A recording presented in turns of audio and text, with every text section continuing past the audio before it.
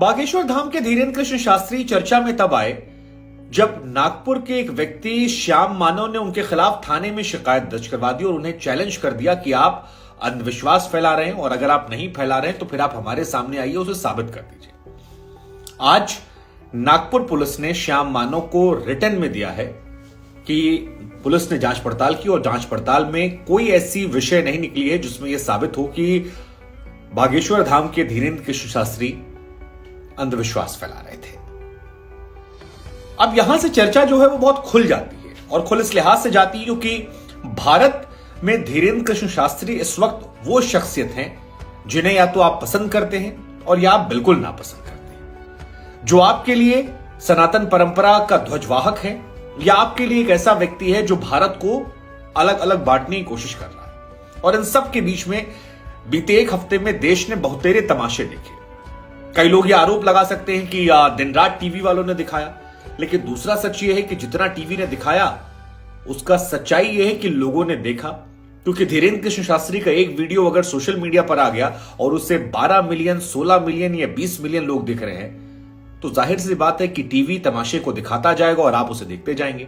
और अगर तमाशा लाइव हो, अगर पत्रकार चरणों में आकर कहे कि बाबा की जय हो, तो कैमरे के लिहाज से वो सूट भी करता है और जनता को देखने में आनंद भी आता है। धीरेन्द्र कृष्ण शास्त्री एक शानदार वक्ता हैं, गजब बोलते हैं। कई सारे इंटरव्यूज मैंने देखे, जैसे किसी एक इंटरव्यू में उनसे पूछा गया कि आप कट्टर क्यों हैं, तो उन्होंने कहा कि अपने बाप को बाप कहना अगर कट्टर होता है तो मैं कट्टर हूं, हर आदमी कट्टर होना चाहिए।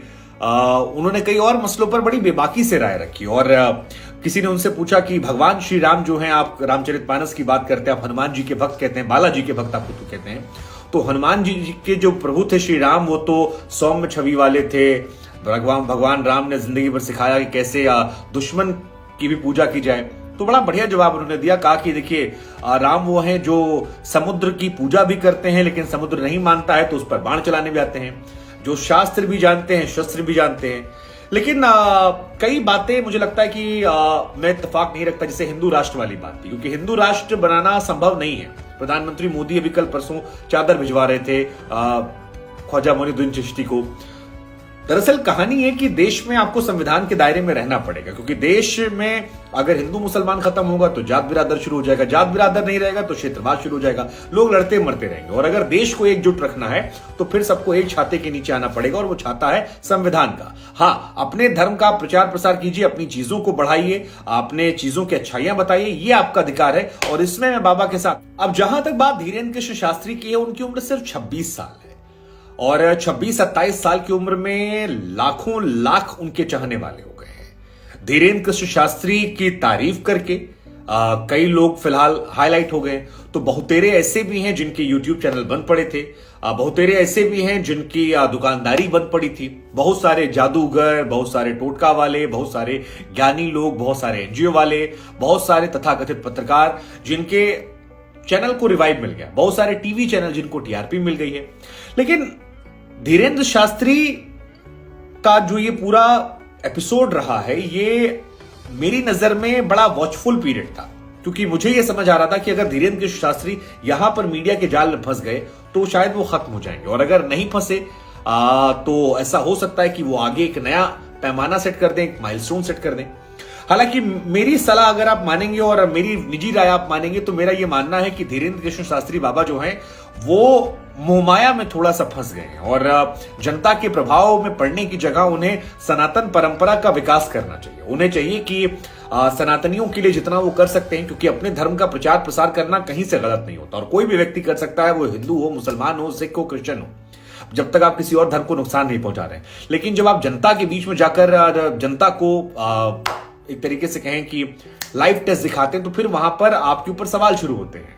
लेकिन अगर सवाल देश पर ही आ जाएगा तो फिर मामला जो है वो गड़बड़ हो जाएगा। और दूसरी बात मुझे लगता है कि बाबा को हर एक विषय पर राय रखने से थोड़ा सा बचना चाहिए, क्योंकि जब आप बहुत ज्यादा वोकल हो जाते हैं और आप ऐसे पब्लिक फिगर हैं तो फिर आप कंट्रोवर्शियल हो जाएंगे, आपको विवादास्पद नहीं बनना है। क्योंकि हिंदू धर्म में मेरा आज भी ये मानना है कि बहुतेरे संख्या उन लोगों की है जो न्यूट्रल है, जो कट्टर नहीं है, मतलब जिनके अंदर हृदय में किसी धर्म को लेकर नफरत नहीं है। वो अपना पूजा पाठ करते हैं, वो सुबह उठेंगे, नहाएंगे, शिवलिंग को जल चढ़ाएंगे, सूर्योदय जल चढ़ाएंगे, छुट्टी मिलेगी तो बनारस जाएंगे, वैष्णो देवी जाएंगे, अयोध्या जाएंगे, हरिद्वार जाएंगे, महाकाल जाएंगे। लेकिन वो किसी पर नफरत देके नहीं करते। और मुझे लगता है कि कहीं ऐसा ना हो कि बाबा अगर हर विषय पर बोलना शुरू करेंगे तो फिर वो उनसे दूर हो जाएंगे। मतलब ये मेरे मन में एक आशंका है। और उनकी उम्र क्योंकि लंबी है और मेरी अभी उम्र छोटी उनकी है, मुझे लगता है कि अभी लंबी उम्र उनके सामने पड़ी है, लिहाजा इन कुछ बातों से उन्हें सीखना चाहिए। बाकी वो कमाल के वक्ता है और सबसे अच्छी चीज ये कि उनके पास लाखों की संख्या में अनुयायी आ गए हैं। अगर इस बात को समझेंगे कि वो एकजुट करने से ज्यादा अपना प्रभाव फैला सकते हैं, धर्म का ज्यादा विकास कर सकते हैं, तो मेरे हिसाब से व्यापक तौर पर वो अपना प्रभाव फैला पाएंगे।